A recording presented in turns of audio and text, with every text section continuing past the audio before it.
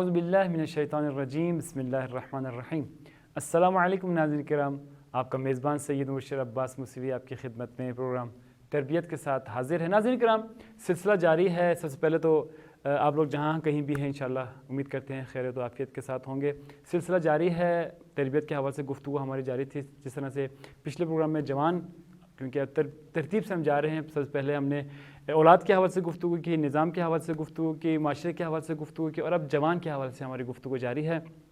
اور جس طرح سے ہم نے بتایا کہ جوان جب ایک بچہ ہوتا ہے، وہ گھر میں جب موجود ہوتا ہے تو وہ گھر جو ہے وہ اس کے لیے درسگاہ ہے، تربیت گاہ ہے، والدین اس کے استاد ہیں، ٹیچر ہیں۔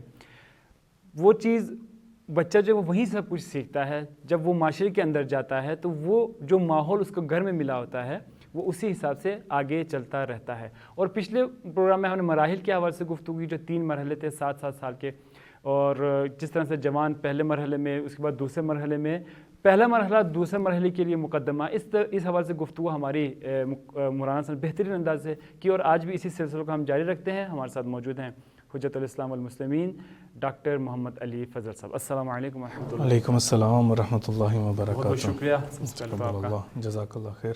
ہمارا جو چل رہا ہے یہ سلسلہ پروگرام، اور لوگ بہترین انداز سے سوالات بھی ہم سے کر رہے ہیں، فیڈ بیک بھی بہت اچھا دے رہے ہیں، تو وہی سوالات جو ہمارے لوگ ہم سے پوچھ رہے ہیں اسی کو انشاءاللہ ہم جاری رکھیں گے۔ پچھلے پروگرام میں ہم نے ہمارا مراحل کے حوالے سے ہم نے گفتگو ہوئی، اور کسی نے بتایا کہ جب ایک جوان جوانی میں قدم رکھتا ہے تو اس کا جو تعلق ہے مجتہد کے ساتھ غیبت کبریٰ میں، اس کو بھی ہم نے مفصل بیان کر دیا، تقلید کیا ہے، اس کی ضرورت کیوں پڑتی ہے، یہ اس پر ہماری گفتگو ہو چکی۔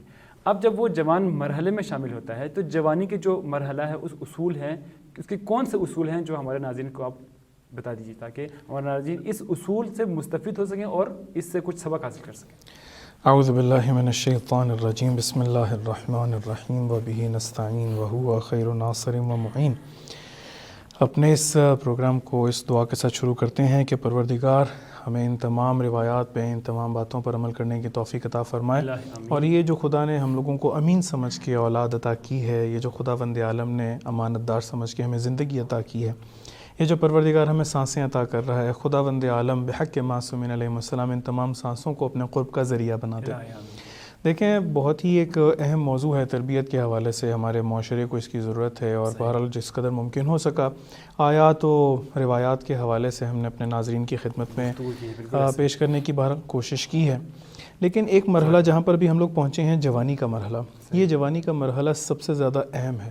اس کی سب سے بڑی وجہ یہ ہے کہ اس میں انسان کے پاس، یعنی جو جوان ہے، اس کے پاس ابھی سوچنے سمجھنے کی طاقت بھی بڑھتی چلی گئی ہے، اور اسی طرح سے اس کے پاس بدنی قوت بھی زیادہ ہے۔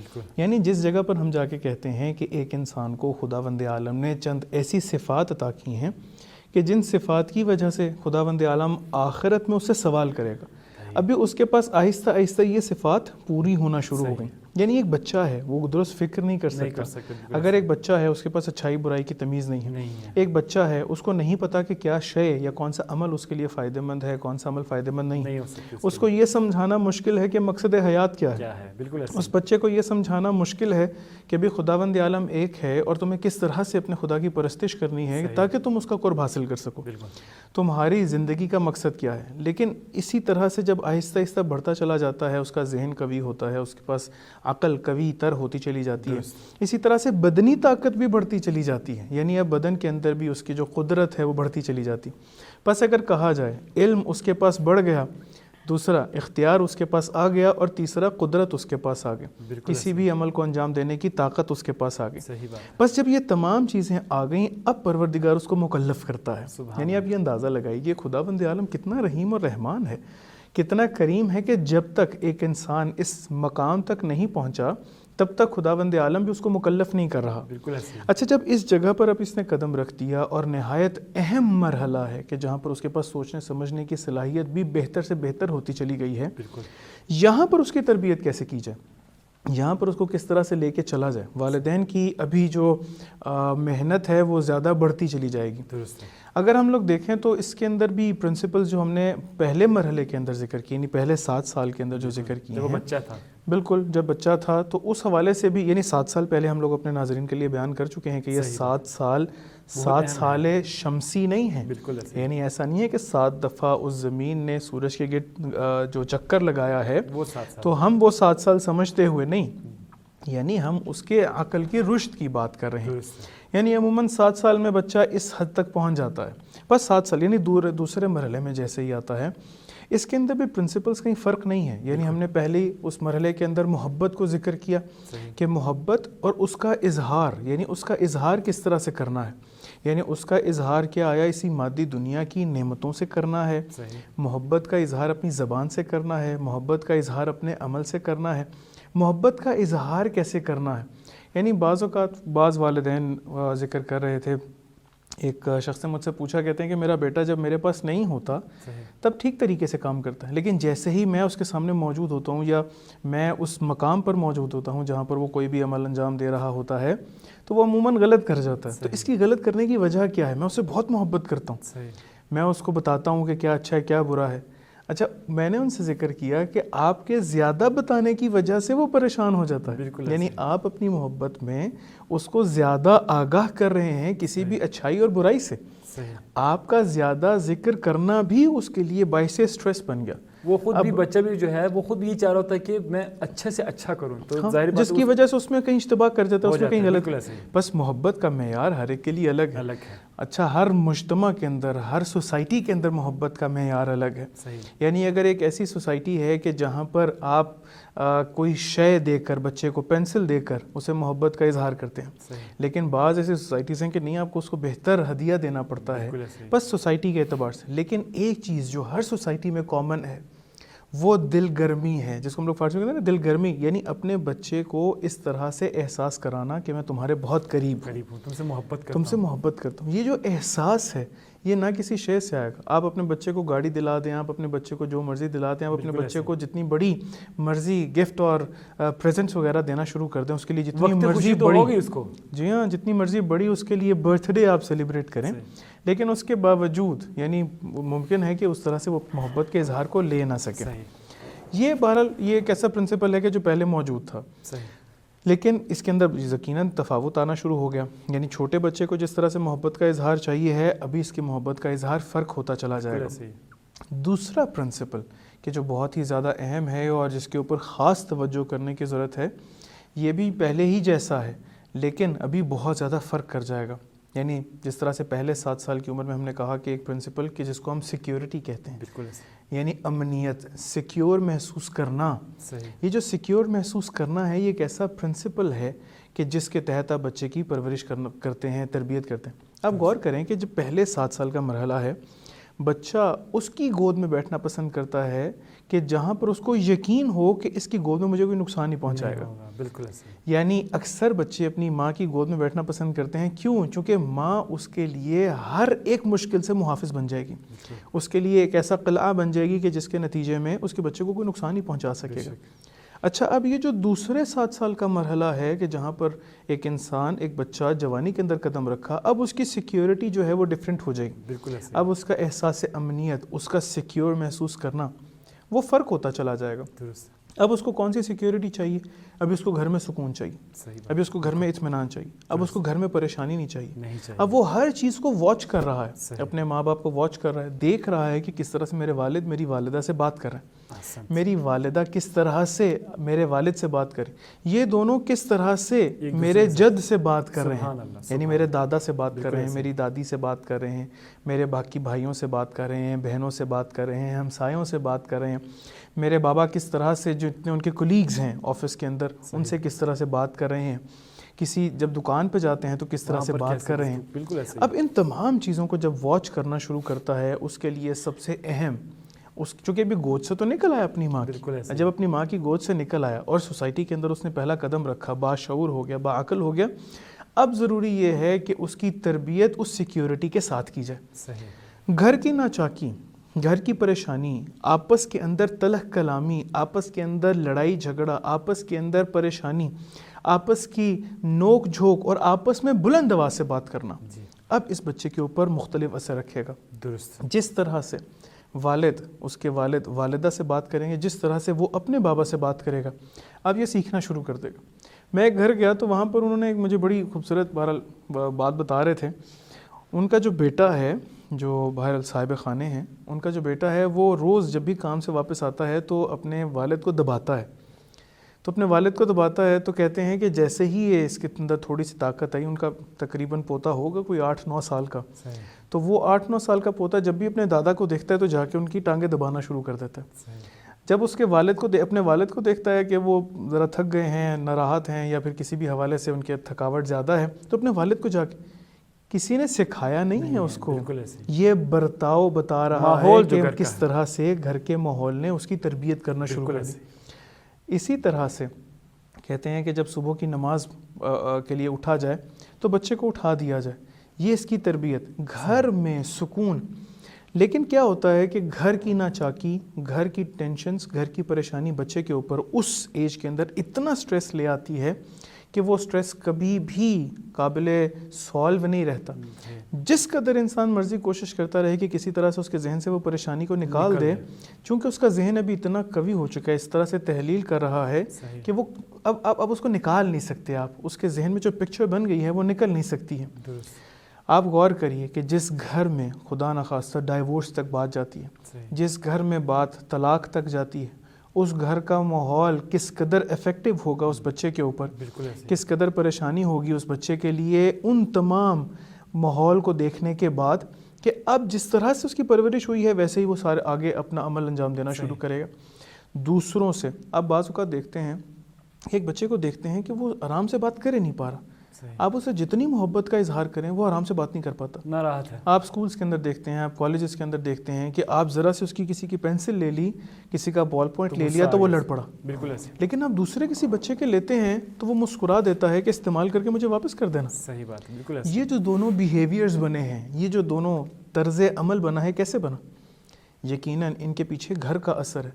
یعنی ایک گھر میں کسی بھی شے کے دینے کے بعد کہیں پر بھی وہاں ناچاکی نہیں ہوئی ہے، مسکراہٹ سے کہہ دیا گیا کہ اچھا اس کو استعمال کے بعد مجھے واپس کر دینا، تم نے یہ جو مجھ سے لیا ہے۔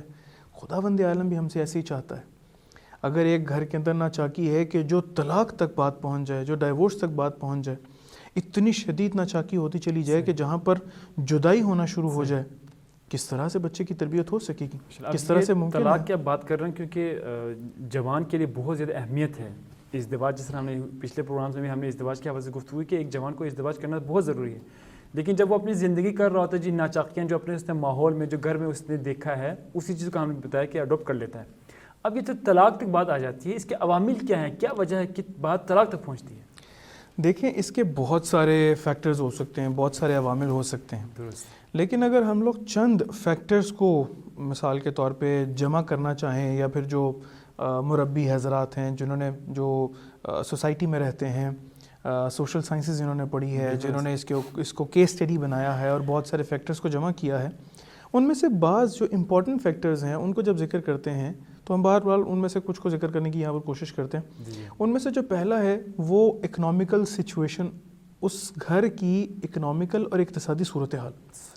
اقتصادی صورتحال کو لے کر اس قدر مشکلات، اس قدر مسائل جنم لینا شروع ہوتے ہیں کہ جس کی وجہ سے آپس کی ناچاکی، یعنی اگر ایک خاتون ہے وہ ایک تقاضا کرتی ہے اپنے خاوند سے، یہ جو خاوند سے تقاضا کرنا ہے وہ اگر اس کو پورا نہ کر سکا تب گھر کے اندر ممکن ہے کہ ناچاکی شروع ہو جائے۔ بالکل ایسے ہی ممکن ہے کہ گھر کے اندر کسی بھی اس طرح کی اکنامیکل سچویشن کو لے کر آپس کے اندر ناچاکی بڑھتی چلی جائے، وہ اپنے بچے کو اس طرح سے تمام انعامات نہ دلا سکا، تمام ہدیہ نہ دلا سکا، کسی دوسرے سے کمپیئر کرنے کے اعتبار سے کہ دیکھو وہ تو اپنے بچے کے لیے بہت ساری نعمات اور بہت ساری ہدایہ وغیرہ لے کر آتا ہے، بھئی آپ نہیں لے کر آتے۔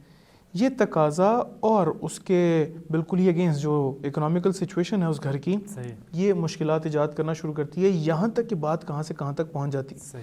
یعنی ہمارے پاس کتنی اس طرح کی مثالیں ہیں کہ جہاں پر جب شادی کی گئی تب اس گھر کی اکنامیکل سچویشن ٹھیک تھی، ان کے اقتصادی حالات ٹھیک تھے، لیکن شادی کرنے کے بعد آہستہ آہستہ کسی نقصان کی وجہ سے، کسی بیماری کی وجہ سے، کسی ایکسیڈنٹ کی وجہ سے، کسی بھی وجہ سے ان کے اقتصادی حالات بالکل ہی ایک ڈاؤن فال کا شکار ہو گئے۔ یہ جو اقتصادی حالات ڈاؤن فال کا شکار ہوئے ہیں، انہی اقتصادی حالات کو لے کر اس قدر پریشانی بڑھتی چلی گئی کہ اس خاتون نے کہا کہ مجھے طلاق دے دو، مجھے نہیں چاہیے۔ اس مرد نے کہا، آج کل یہ جو آپ معاشرے کے اندر بہت سارے، یہ جو نیوز پیپرز کے اندر بہت سارے اخبار وغیرہ اور خبریں وغیرہ لکھی جاتی ہیں، یہاں تک یہ تو طلاق یہاں تک بات پہنچ گئی ہے کہ کوئی اپنے بچے کو مار دے، یہاں تک بات پہنچ چکی ہے کہ کوئی اپنی بیوی کو قتل کر دے، یہاں تک کہ بیوی شوہر کو قتل کر دے۔ یعنی صرف بات ابھی طلاق تک نہیں ہے، ڈائیورس تک، اسی اقتصادی انہی بحرانوں کو لے کر وہ جو خدا پہ توکل ہے وہ ہٹ گیا، وہ جو خدا پہ بھروسہ ہے وہ ہٹ گیا، وہ جو محنت کر کے خداوند عالم سے صلہ لینا ہے وہ ہٹ گیا۔ تقاضے بڑھتے چلے گئے، جس کے بعد ان تقاضوں کو لے کر انسان سٹریس میں آ گیا اور خداوند عالم کے اوپر توکل چھوڑ دیا۔ اگر آپ سیرت لیں معصومین کی، شکر ہے پروردگار کا کہ ہم اس ذات کو ماننے والے ہیں کہ جس کا نام خدا علی رکھتا ہے، سبحان اللہ، سبحان اللہ۔ ہم اس ذات کو ماننے والے ہیں کہ جس کا خدا نام فاطمہ رکھتا ہے۔ کیا بات! یہ وہ فاطمہ ہیں کہ جن کی وجہ سے خداوند عالم ان کے شیعوں کو نار جہنم سے بچا لے گا۔ سبحان اللہ۔ یہ وہ فاطمہ ہیں کہ جن کو خداوند عالم نے خیر کے اوپر خلق کیا ہے، خیر مطلق ہے۔ یہ وہ ہیں کہ جو تجلی خدا ہے، وہ ہیں کہ جن کو خداوند عالم قرآن میں کوثر کہہ کر پکارتا ہے۔ یہ وہ حسن و حسین ہیں کہ جن کے لیے خداوند عالم نے اس کائنات میں 2 کف رکھے ہیں۔ کیا بات ہے! یعنی امیر المومنین حضرت زہرا، اگر یہ سلام اللہ علیہ مجمعین، اگر یہ دونوں نہ ہوتے تو حسن و حسین، یہ معصومین علیہ السلام کا سلسلہ یہاں تک کہ زمانے کی حجت اس کائنات میں نہ ہوتی۔ اگر آپ ان کی سیرت دیکھنا شروع کریں تو امیر المومنین یہ کہتے دکھائی دیتے ہیں کہ فاطمہ، آپ نے میرے سے کبھی کسی چیز کا تقاضا نہیں کیا، سبحان اللہ، آپ نے میرے سے کبھی کچھ مانگا نہیں ہے، آپ نے کبھی نہیں کہا کہ میرا یہ دل کر رہا ہے۔ آگے سے جواب سنیے حضرت زہرا کا، یہ ہمارے لیے سیرت ہے، یہ ہمارے لیے الگو ہیں، یہ ہمارے لیے نمونہ ہے۔ حضرت زہرا سلام اللہ علیہ فرماتی ہیں، کہتی ہیں کہ اے علی، میں نہیں چاہتی کہ کہیں میں آپ سے کہیں ایسا تقاضا کر بیٹھوں کہ جو آپ پورا نہ کر سکیں۔ اللہ اکبر! میں آپ سے کوئی تقاضا کر بیٹھوں کہ جس کو آپ پورا نہ کر سکیں۔ میں پوچھوں گا کہ کیا آیا کوئی ایسی شے ہے کہ جو پنجہ قدرت امیر المومنین میں نہ ہو؟ اللہ اکبر! اگر امیر المومنین سے ہم کچھ مانگتے ہیں وہ عطا کرتے ہیں۔ کیا بات! اگر ہم خداوند عالم سے علی کا، امیر المومنین کا واسطہ اور وسیلہ دے کے کچھ مانگتے ہیں، خداوند عالم عطا کرتا ہے۔ تو کیا آیا اگر حضرت زہرا سیدۃ النساء اہل العالمین، سیدۃ النساء اہل الجنہ، یہ جو بی ہیں، اگر یہ امیر المومنین سے مانگتے تو کیا آیا ممکن نہیں تھا؟ لیکن ان دونوں نے جب اس کائنات کے اندر اس لباس بشریت میں یہ دونوں نوری مخلوق موجود ہیں، کیا بات ہے! تو اس کائنات کے تقاضوں کو پورا کر رہے ہیں۔ سبحان اللہ! یعنی ایسا نہیں ہے کہ اگر امام حسین علیہ السلام کربلا کے اندر قربانی دے رہے ہیں تو ان کے بدن کو تکلیف نہیں ہے۔ ایسا نہیں ہے کہ اگر امیر المومنین علیہ السلام جنگوں میں جا رہے ہیں اور بدن پر زخم آ رہے ہیں تو زخم کو تکلیف نہیں ہے، بدن کو تکلیف ہے، تھکتے نہیں ہیں، تھکتے ہیں۔ اس لباس بشریت کے تقاضے پورے کر رہے ہیں، سبحان اللہ، سب کچھ پورا کر سکتے ہیں۔ لیکن جب ان تقاضوں کو پورا کرنے کی بات آئی تو حضرت زہرا سلام اللہ علیہ فرماتی ہیں کہ اے علی جان، میں نہیں چاہتی کہ آپ سے کچھ ایسی چیز کا تقاضا کروں کہ جس کو آپ پورا نہ کر سکیں۔ کیا بات! اگر اسی کو نمونہ بنا کر گھر کی خواتین اگر اسی طرح سے وہ تقاضا نہ کریں کہ جو ان کا میاں پورا نہ کر سکے، جو ان کا شوہر پورا نہ کر سکے، گھر کا ماحول کس قدر خوبصورت ہونا شروع ہو جائے۔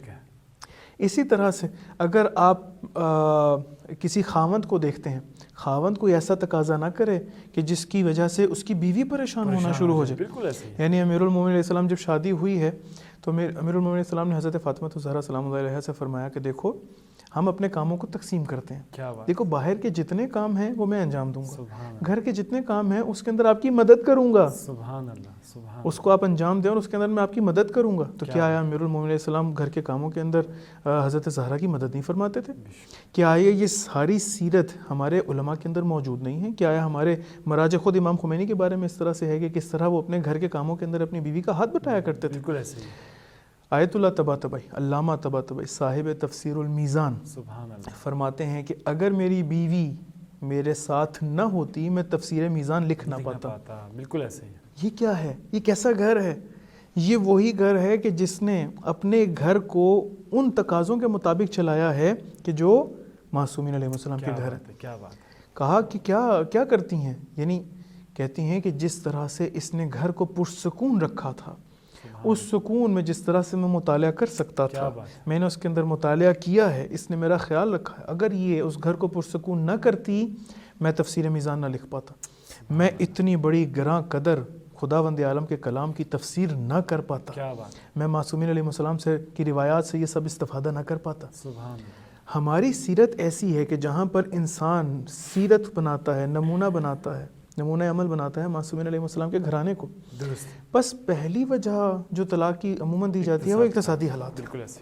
اور آپ ابھی بہرحال جس طرح سے پینڈیمک ہے, کورونا کے ایام ہیں, کتنے سارے گھروں کے اندر یہ مسئلہ ہو گیا ہوگا, کتنے سارے کاروبار ہیں کہ جو پریشان, یعنی وہ جو کاروبار کرنے والے ہیں وہ پریشان ہیں. کس قدر بعض کاروبار کے اوپر ڈاؤن فال آیا ہے, کس قدر مشکلات آئی ہیں. بالکل. ان مشکلات میں خداوند عالم نے ان دونوں کو ایک دوسرے کا ساتھی بنایا ہے. سبحان اللہ. اور ان ساتھیوں کو, یعنی زوج اور زوجہ کو, شوہر اور بیوی کو امین سمجھتے ہوئے, امانت دار سمجھتے ہوئے خدا نے ایک ایسی نعمت دی ہے کہ جس کی پرورش کر کے ایک بہترین انسان بنا کے خداوند عالم کے قرب کے لیے اس معاشرے کے انہوں نے حوالے کرنا ہے. بس اگر دیکھا جائے تو اگر اقتصادی مشکل کو لے کر یہ ساری پریشانیاں ہیں, اگر اقتصادی مشکل کو لے کر یہ سارے مسائل ہیں, تو ان مسائل کو حل ہونا چاہیے. اگر ایک انسان یہ نہیں سمجھتا تو ضروری ہے کہ آس پاس کے افراد ان کی اقتصادی مسائل کو حل کریں, ان کی مشکلات کو آسان کرنے کی کوشش کریں. بہرحال یعنی خداوند عالم پر توکل کریں تو بہت ساری چیزیں بہتر ہو سکتی ہیں. ماشاءاللہ بہترین انداز سے بیان کر رہے تھے. یہ ابھی کیونکہ سلسلہ جاری ہے, انشاءاللہ ایک چھوٹا سا انشاءاللہ بریک لیں گے, انشاءاللہ بریک کے بعد دوبارہ اس سلسلے کو جاری رکھیں. جی ناظرین کرام, انشاءاللہ ایک چھوٹا سا بریک لیتے ہیں, بریک کے بعد انشاءاللہ دوبارہ آپ کی خدمت میں حاضر ہوں گے. ہمارے ساتھ رہیے گا.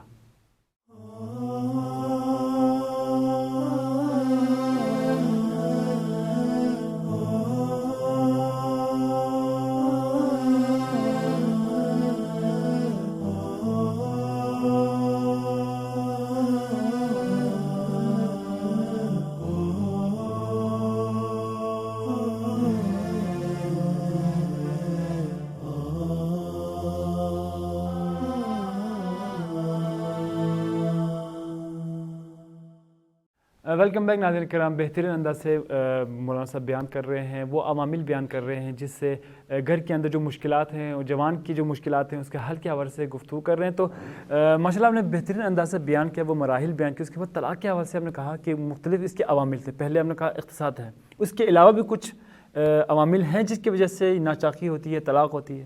جی ہاں, جس طرح سے ہم پہلے اپنے ناظرین کے لیے ذکر کر رہے تھے کہ ایک جوان کے لیے گھر کے اندر سیکیور رہنا ضروری ہے, یعنی اس کو امنیت محسوس ہو, اس گھر کے اندر سیکیورٹی محسوس ہو. درست. تو اس کے لیے سیکیورٹی کو خراب کرنے کے لیے جو سب سے بڑا عامل ہے وہ خود یہ ڈائیورس ہے, خود طلاق ہے, آپس کی ناچاکی ہے. اور اس ناچاکی کی وجہ ہمارے پاس جو ہم نے ایک اپنے بہرحال اپنے ناظرین کے لیے پیش کی, وہ اقتصادی مسئلہ ہے. اگر ہم لوگ اور مثال کے طور پہ مسائل کی طرف توجہ کریں تو ان کے اندر ایک اور اجتماعی مسئلہ بہت شدید ہے. صحیح. اجتماعی یعنی آپس میں فرہنگی ایک اختلاف, یعنی فرہنگی یعنی کلچرل آپس کا ڈفرینس.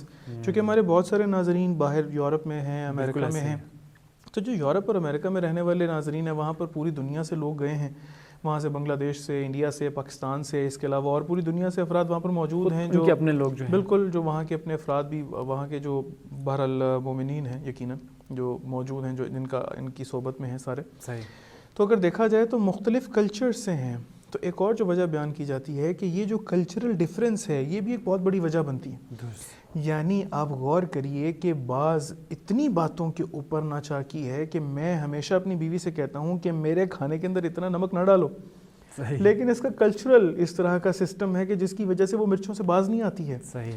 اتنی ناچاکی کے اوپر بھی اتنی باتوں کے اوپر لوگ چھوڑ دیتے ہیں, اتنی باتوں کے اوپر آپس کے اندر اس طرح کا اختلاف پیدا ہوتا ہے کہ وہ گھر چھوڑ کے چلے جاتے ہیں. یہ کلچرل ڈیفرنس, یہ اگر اسی کو حسن بنا دیا جائے, اگر اسی کو خوبصورتی بنا دیا جائے, اگر ایک دوسرے کا اسی کے اندر لحاظ کرنا شروع کر دیا جائے, اگر اسی کے اندر ایک خیال رکھنا شروع کر دیا جائے, وہی باعث سکون بن جائے گا. سبحان اللہ. آپ غور کریے کہ اگر ایک خاتون ایک ایسے کلچر سے آئی ہے, ایک ایسی سوسائٹی سے آئی ہے کہ جہاں پر سب کے سب افراد ڈاکٹرز ہیں, چونکہ اس طرح کے پتہ مسائل پیش آتے ہیں, اس طرح کے تمام مسائل ذکر کیے جاتے ہیں. صحیح. تمام ڈاکٹرز ہیں. اب جہاں اس کی شادی ہوئی ہے وہاں پر الفرض جو ہیں وہ سارے انجینئرز ہیں, یا سارے کے سارے وہاں پر بزنس مین ہیں. صحیح. یہاں پر ان کا انجینئرز ہونا اور یہاں پر ان کا بزنس مین ہونا یہ اتنے مسائل کھڑے کر دیتا ہے کہ جس کا حساب نہیں. یعنی وہ خاتون یہ چاہے گی کہ کسی طرح سے بیٹا ہے یا میرا جو بچہ ہے کہ جس نے جوانی کے اندر قدم رکھا ہے، میں اس کو ڈاکٹری کی طرف بھیج دوں، کسی طرح سے MBBS کر لے. صحیح. جبکہ دوسری جانب وہ جو شوہر ہے وہ یہ چاہے گا کہ نہیں میرے ساتھ بزنس میں آ کے میری ہیلپ کرے، مجھے چاہیے کسی ایک. بالکل ایسے ہی. اتنے اختلافات کے اوپر اب بچہ کس طرح سے ڈبل مائنڈڈ ہوگا؟ بچہ کس طرح سے آپس میں آ کے ایک اس طرح سے ایک ڈبل وے کی طرف آ جائے گا کہ معلوم نہیں ہو سکے گا کہ اس کو اپنی ماں کی بات ماننی ہے. اس کو بعض اوقات اسی کلچرل ڈفرینس کی وجہ سے انسان دیکھتا ہے کہ جو بیہیویئر ہے، یعنی اس کے ننیال کا اور ددیال کا، اس کے ڈفرینس کی وجہ سے اس کی وجہ سے ایک بچہ سمجھ نہیں پاتا کہ مجھے کس کی طرف زیادہ رجحان رکھنا ہے. بالکل ایسے. ماں چاہے گی کہ نہیں ننیال کی طرف زیادہ رجحان ہو، باپ چاہے گا نہیں اس کا ددیال کی طرف زیادہ رجحان ہو. بالکل. دیکھیں یہ جو کلچرل ڈفرینس ہے، یہ جو آپس کی سوچ کا ڈفرینس ہے، یہ جو ایک تھاٹ پروسیس ہے دونوں کا، اگر یہ میوچول نہیں ہے، بچہ کہیں اپنے آپ کو سیف محسوس نہیں کرے گا. صحیح بات. نہیں سمجھ سکے گا کہ مجھے ماں کے ساتھ ننیال کی طرف جانا ہے، باپ کے ساتھ ددیال کی طرف جانا ہے، مجھے مرچیں کھانی ہے، مجھے مرچیں نہیں کھانی ہیں. صحیح. اگر ایک انسان، آپ غور کریے، ہم ہمیشہ بہرحال کوشش کرتے ہیں کہ اہل بیت کی طرف رجوع کیا جائے، سبحان اللہ، اہل بیت علیہ السلام کی طرف دیکھا جائے. اگر آپ اہل بیت کی سیرت کو دیکھتے ہیں تو حضرت ام البنین، حضرت ام البنین کے جو حضرت مولا عباس علمدار باوفا کی والدہ ہیں، صحیح، امیر المومنین علیہ السلام نے خود تقاضا کیا کہ اے عقیل جاؤ اور میرے لیے کسی ایسے خاندان، عرب کے شجاع خاندان سے ایک ایسی خاتون کا انتخاب کرو، بہادر خاتون کا سبحان اللہ انتخاب کرو کہ جس کے شکم اور رحم سے پروردگار مجھے ایک ایسی اولاد عطا کرے کہ جو میری طرف سے کربلا میں جا سکے. کیا بات ہے، سبحان اللہ سبحان. یعنی اب یہ تقاضا ہے. حضرت ام البنین جب تشریف لائی ہیں امیر المومنین علیہ السلام کے پاس، امیر المومنین علیہ السلام کے پاس آ کر کہا، یعنی ہم جو شاہد مثال بنانا چاہ رہے ہیں جس مقام کو، آ کر، چونکہ ان کا نام بھی فاطمہ ہے، بالکل، تو جب وہ تشریف لائی ہیں تو ان کو بہرحال ناگوار تھا کہ اس طرح سے کہا کہ اے حسن و حسین و زینب و ام کلثوم، میں آپ کی ماں کی جگہ لے نہیں سکتی. سبحان اللہ. آپ کی ماں زہرا ہیں، راضیہ ہیں، مرضیہ ہیں، طاہرہ ہیں، بطول ہیں. کیا بات. آپ کی ماں فاطمہ ہے، میں آپ کی کنیز ہوں. سبحان اللہ. آپ مجھے یہ بتائیے کہ کیا آیا، اگر ہم لوگ ہر ایک کا بیچ میں دیکھیں، کیا آیا امام حسن و حسین کا جو برتاؤ تھا حضرت ام البنین کے ساتھ، وہ کیا آیا فرق تھا، کنیزوں والا تھا؟ بالکل بھی نہیں. کیا آیا امیر المومنین کا جو برتاؤ تھا حضرت ام البنین کے ساتھ، وہ کنیزوں والا تھا؟ بالکل بھی نہیں. بالکل کسی ایک مقام کے اوپر بھی نہیں. یعنی دونوں اس ہدف کے ساتھ، یعنی اگر حضرت امیر المومنین علیہ السلام کو دیکھا جائے اور حضرت ام البنین کو دیکھا جائے، اس ہدف کے ساتھ ایک تھے کہ ہمیں ایسی اولاد چاہیے ہے کہ جو امیر المومنین علیہ السلام کی کربلا میں نیابت کر سکے. سبحان اللہ سبحان. کیا اس کو کہتے ہیں کہ ایک میوچول تھاٹ پروسیس. سبحان اللہ. جب تک جو شوہر اور جو زوجہ ہیں، یعنی بیوی اور شوہر، یہ دونوں میوچول تھاٹ پروسیس کو قبول کر کے اس پہ اپنے نفس کو سیٹسفائی نہیں کر سکے، جی، بچہ پریشان رہے گا. بالکل ایسے. بچہ انسیکیور رہے گا. جتنی بھی کلچرل آپس کے ڈفرینس ہوں، اس کے باوجود یہ شوہر اور بیوی کو سوچنا ہے کہ ہم لوگوں کو کیسے وہ ایک تھاٹ پروسیس بنانا ہے کہ جس کے نتیجے میں ہم اپنے بچے کو سیکیور کر سکیں. اور آپ غور کر لیجئے کہ جہاں پر یہ میوچول تھاٹ پروسیس ہوتا ہے وہاں پر عباس جیسا فرزند آتا ہے. سبحان اللہ سبحان. جہاں پر یہ میوچول تھاٹ پروسیس ہوتا ہے وہاں پر خداوند عالم حضرت ابراہیم کو اسماعیل عطا کرتے ہیں. کیا بات. وہاں پر اسحاق عطا کرتے ہیں، وہاں پر یعقوب عطا ہوتے ہیں. وہاں پر یہ سارے کے سارے میوچول تھاٹ پروسیس کی وجہ سے عطا ہوئے ہیں. کیا آیا معصومین علیہ السلام کی اور اولاد نہیں تھی؟ اور بھی اولاد تھی. کیا آیا امیر المومنین کی اور اولادیں نہیں تھیں؟ بالکل. کیا آیا اور زوجات میں سے اور اولاد نہیں تھی؟ جی. کیوں مولا عباس؟ کیا بات. جہاں پر تھاٹ پروسیس ایک ہو گیا. سبحان اللہ. اگر اسی کو لے کر آپ غور کریے اور نبی اکرم کے پاس آئیے، اللہ آپ دیکھیے کہ حضرت خدیجہ کا نے اپنا مقام رسول خدا کے نکاح میں آنے کے بعد کتنا بلند کیا ہوگا. سبحان اللہ سبحان. کیسا تھاٹ پروسیس ہوگا، کس طرح سے رسول خدا کی اتباع کی ہوگی، کیسے رسول خدا کی اطاعت کی ہوگی کہ پروردگار کہتے ہیں کہ نور فاطمہ کو اگر اس کائنات میں نے بھیجنا ہے تو خدیجہ کے ذریعے. واہ واہ واہ، کیا بات. اگر میں بھیجوں، یہ جب تک میوچول تھاٹ پروسیس نہیں ہوگا آپ ایک جوان کی اچھی تربیت کر نہیں سکیں گے. بالکل ایسے ہی. آپ یہ دیکھیے حضرت نوح علیہ السلام، کیا آیا نبی نہیں تھے، لیکن ان کی زوجہ کا تھاٹ پروسیس ویسا نہیں تھا. صحیح. آگے ان کے فرزند کو دیکھ لیجیے. بالکل ایسے ہیں بیٹے نوح کے، صحیح، نوح کے اپنے بیٹے کشتی میں سوار نہ ہو سکے. بالکل ایسے. کشتی میں سوار نہ ہو سکے. معصومین علیہ السلام کی بھی کیا آیا ایسے بچے نہیں، اور یہ اکثر شبہ پہ بیان کیا جاتا ہے، شبہ بھی کیا جاتا ہے کہ معصوم ہیں، کیا آیا ان کی تربیت نہیں کر سکے؟ صحیح. معصوم ہیں حضرت نوح خود معصومین علیہ السلام، کیا آیا ان کے حضرت بچے یوسف کے جو بھائی تھے، کیا آیا ان کی اچھی تربیت نہ کر سکے؟ اچھی تربیت دونوں کے ساتھ ہے. جب دونوں کا تھاٹ پروسیس میوچول ہو جائے گا، وہاں پر جب اولاد اس کائنات میں آئے گی تو وہ صادق آل محمد ہوگی. سبحان اللہ، بہت اچھی. بس جب تک تھاٹ پروسیس ایک نہیں ہوئے گا، کلچرل ڈیفرنس کے باوجود.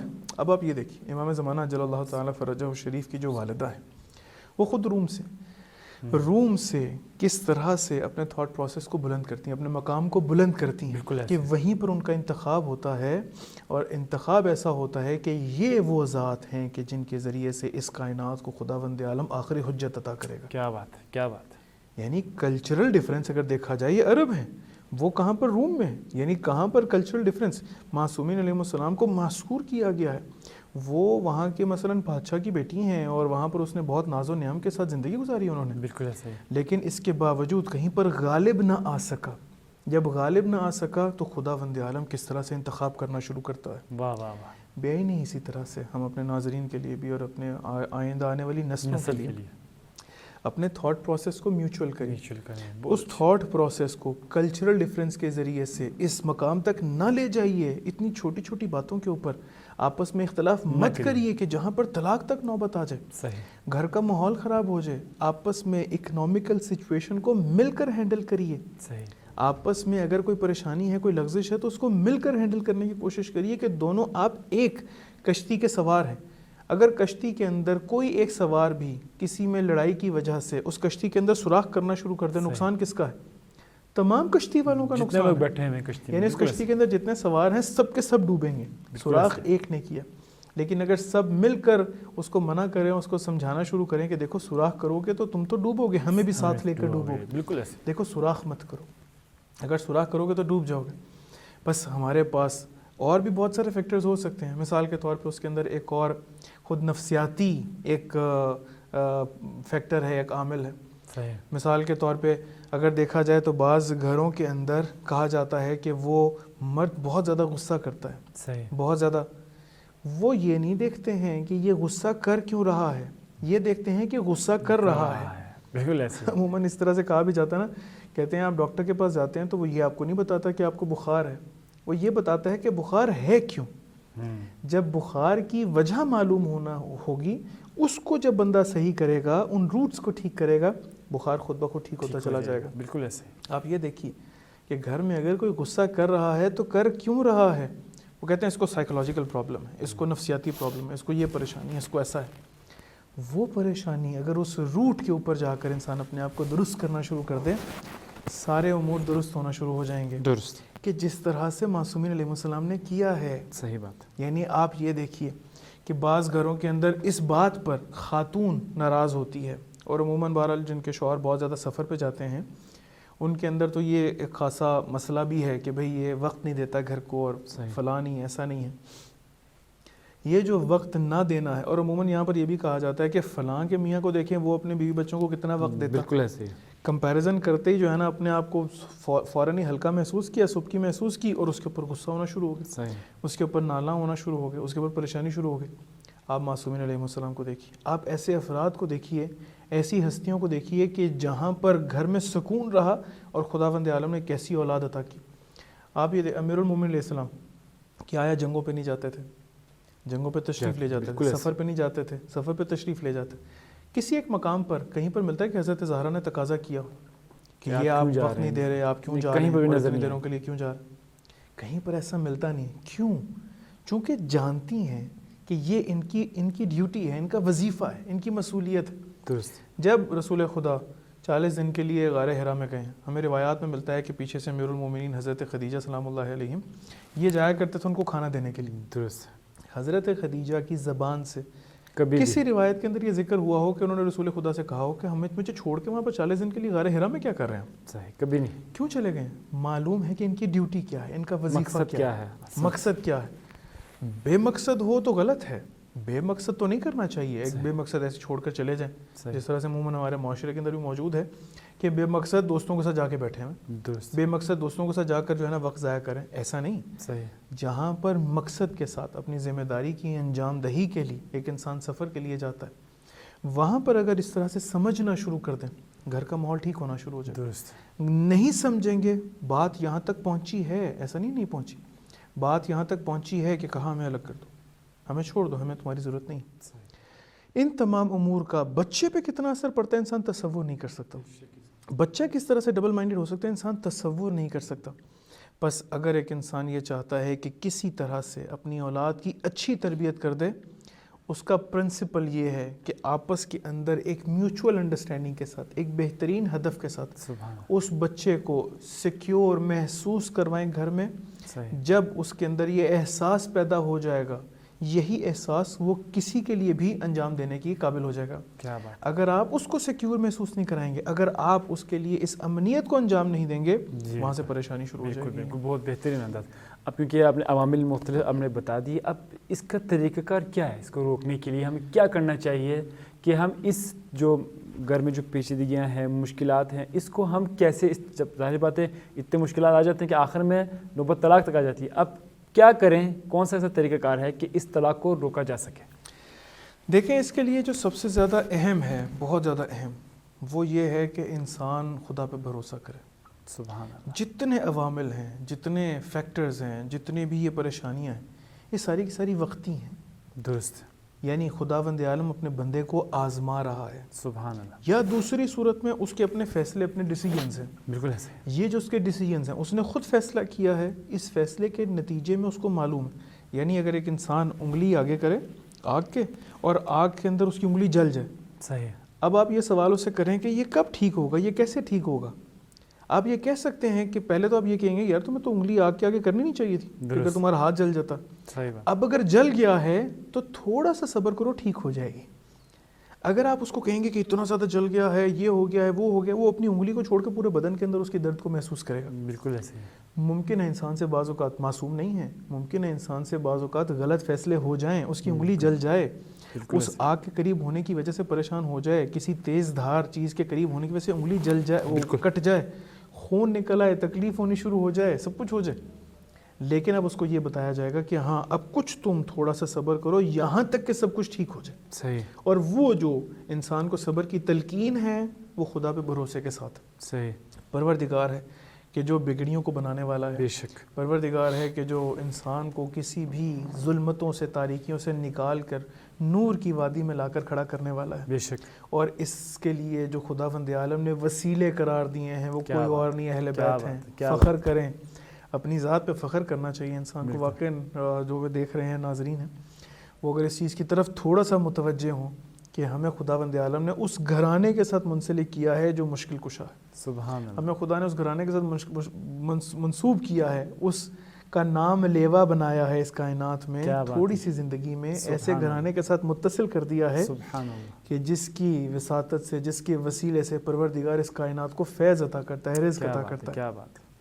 تو بس اگر ایک انسان اس طرح کی مشکل میں ہے، سب سے پہلے تو خدا پہ بھروسہ کرے، اہل بیت سے توسل کرے. بے شک، اہل بیت سے توسل کرنے کے بعد ہاں اب عمل انجام دینا شروع کرے کہ جس کی وجہ سے جگلی ہوئی انگلی ٹھیک ہو جائے. یعنی اس کے اوپر اس کو بینڈیج کرنا شروع کرے، یا نہیں معلوم اس کے اوپر کریم لگانا شروع کرے. ہمارے عموماً جب کوئی جل جاتی ہے تو فوراً پیسٹ لگا دیتے ہیں اس کے اوپر. جی جی، ٹوتھ پیسٹ لگا دیتے ہیں فوراً، نہیں کچھ بھی لگا دے، کوئی دوائی وغیرہ لگا دے. اب اس کا مرہم علاج شروع ہو گیا. علاج کیا ہے؟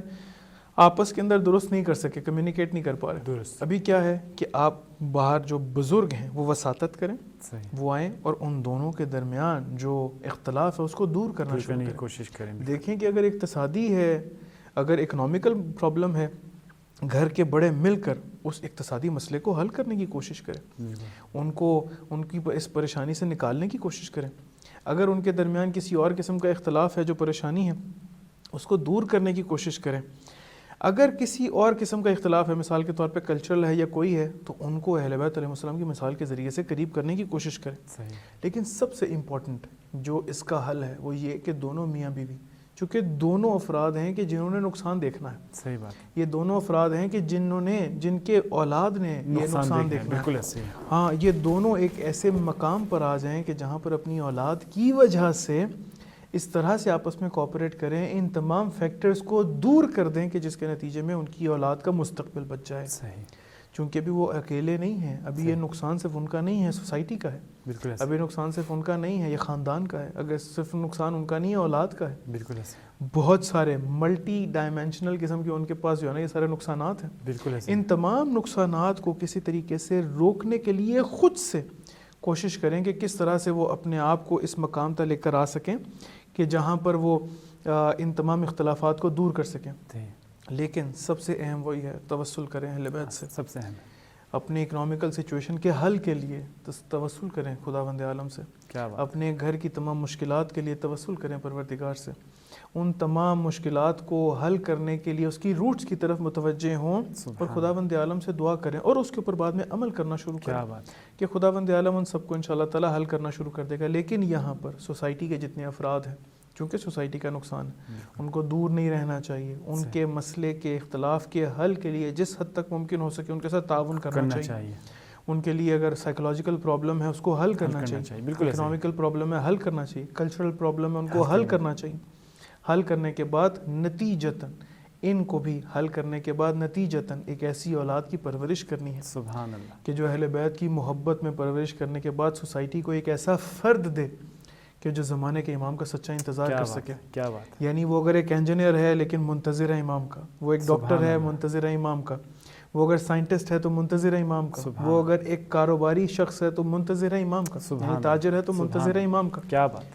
ایسے افراد کی تربیت کہ جس کے نتیجے میں ہمارا معاشرہ سکون میں آ جائے. گھر سکون میں ہوگا تو معاشرہ بھی سکون میں آ جائے گا. بہت بہت شکریہ، آپ نے بہترین انداز سے بیان کیا. انشاءاللہ آپ کو شکر گزار ہیں. آپ تشریف لائے تو ہمارا وقت ختم ہو گیا. انشاءاللہ ناظرین سے بھی ہم اجازت چاہیں گے.